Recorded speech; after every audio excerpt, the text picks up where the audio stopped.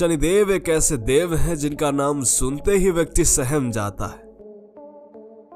शनिदेव की जिस पर कृपा हो जाए उसे राजा बनने में देर नहीं लगती, और यदि शनिदेव रुष्ट हो जाएं तो राजा को रंक बनने में भी देर नहीं लगती। आप सबने शनि की ढैया, शनि की साढ़े साती आदि ज्योतिषियों से बहुत सुने होंगे, परंतु क्या आपको पता है कि शनिदेव प्रायः स्वयं किसी को कष्ट नहीं देते। जिस तरह कोर्ट रूम में जज स्वयं किसी को सजा नहीं देता, बल्कि अपराधी के खिलाफ सबूत और गवाह अपराधी की सजा के जिम्मेदार होते हैं, ठीक उसी प्रकार परमात्मा द्वारा बनाए गए विधान में शनिदेव न्यायाधीश है, और वह हमारे द्वारा किए गए कर्मों का ही फल प्रदान करते हैं। इसलिए शनिदेव से डरने की आवश्यकता नहीं, बल्कि उन्हें समझने की आवश्यकता है। आज का वीडियो देखने के बाद निश्चित ही आपके हृदय में शनिदेव के प्रति डर नहीं रह जाएगा, बल्कि सच्ची श्रद्धा उत्पन्न होगी।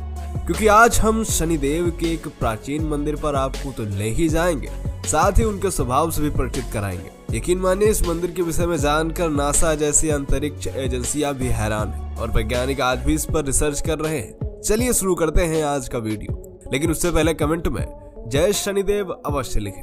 नमस्कार, मेरा नाम है धीरेन्द्र और आप देख रहे हैं दी साइंटिफिक हिंदू। 9 ग्रह देवताओं में से सबसे ज्यादा किसी देवता की यदि पूजा की जाती तो वह शनिदेव है। ज्यादातर लोग शनिदेव को डरवश पूजते हैं, जो कि सही नहीं, क्योंकि वह हमारे मन की बात जानने में सक्षम है। वैसे भी प्रत्येक पूजा तभी फलीभूत होती है जब वह श्रद्धा भाव से की गई। डर या स्वार्थवश की गई पूजा सात्विक नहीं होती और न ही वह कल्याण कारक होती है। मित्रों, आज हम आपको लिए चलते हैं ग्वालियर मध्य प्रदेश, जहां मुरैना जिले के ऐती गांव में स्थित है प्राचीन शनिदेव मंदिर।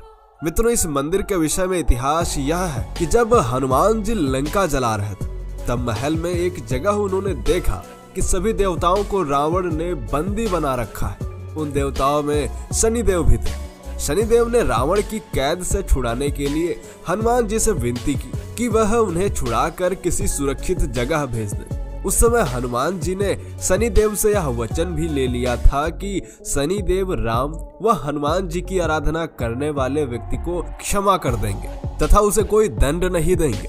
हनुमान जी ने सभी देवताओं के बंधन खोले, तब सभी देवता वहां से चले गए, परंतु शनिदेव पैरों से कमजोर है, इसलिए उनकी चाल बहुत धीमी है। इस कारण हनुमान जी से उन्होंने कहा कि वह स्वयं उन्हें यहाँ से दूर पहुँचा दे।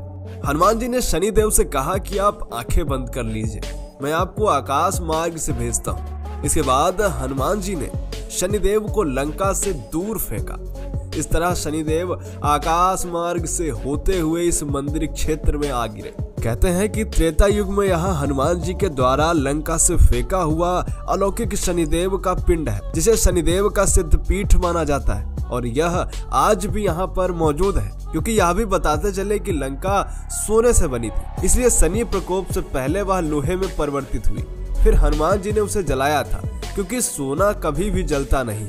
शनिदेव के प्रकोप से ही रावण का समस्त कुल समाप्त हो गया था। मुरैना जिले में स्थित शनिश्चरा मंदिर में लोगों की अपार आस्था है। मित्रों, भगवान शनिदेव त्रेता युग से यहाँ विराजमान है। बताया जाता है कि इस मंदिर का निर्माण सर्वप्रथम राजा विक्रमादित्य ने करवाया था, परंतु धीरे धीरे समय बीतने के साथ साथ यह मंदिर जीर्ण हो रहा था। यहाँ के चमत्कारों से प्रभावित होकर ग्वालियर के तत्कालीन राजा महाराजा दौलत राव सिंधिया ने इस मंदिर का जीर्णोद्धार करवाया था। वर्तमान समय में यह मंदिर मध्य प्रदेश सरकार के अधीन है, जिसका प्रबंधन मुरैना जिला प्रशासन द्वारा किया जाता है। वैज्ञानिक भी यह मानते हैं कि यहाँ की मूर्ति जिस पत्थर से बनी है वह पत्थर इस धरती का नहीं, बल्कि यह मूर्ति उल्का पिंड द्वारा निर्मित है, जो आसमान से गिरा है। इस तरह वैज्ञानिक भी इस बात की पुष्टि करते हैं कि रामायण में लिखित यह बात सत्य है कि यह मूर्ति आकाश मार्ग से आई है। ऐसा नहीं है कि इस पर किसी वैज्ञानिक दल ने या किसी संस्था ने रिसर्च ना की हो। इस पत्थर पर कई प्रकार की रिसर्च की गई और अंत में यही निष्कर्ष आया कि यह इस धरती का पत्थर नहीं है। तो यहाँ पर यह बात भी प्रमाणित हो जाती है कि रामायण में लिखित हर बात सत्य है। मित्रों, आपको बता दें कि यहाँ पर शनिदेव अमर रूप से विराजमान है। इस क्षेत्र को शनि क्षेत्र भी कहा जाता है। शनिदेव की कृपा से ही ग्वालियर में लोहे का उत्पादन भी आश्चर्यजनक रूप से बढ़ गया। मित्रों, मुख्य रूप से 3 स्थान ही शनिदेव के हैं, जिनमें से शनि सिंगनापुर बहुत प्रसिद्ध है।